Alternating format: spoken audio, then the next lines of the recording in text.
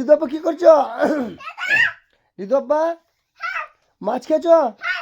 আর নানি বাড়ি গেছিলে? আর শোনো ওই শোনো গো, বলছি কালকে কুসুমগ্রাম যাবে নাকি? আচ্ছা ঠিক আছে, আজকে আজকে জনি জনি গাড়িতে নিয়ে গেছিলে? আর মাকে খুব আর জ্বালিয়েছ? ভাত খেতে চাওনি শুনলাম, মাছ খাওনি, শুধু শুধু তোমাকে তোমাকে কুরকুরে কে কিনে দিয়েছে?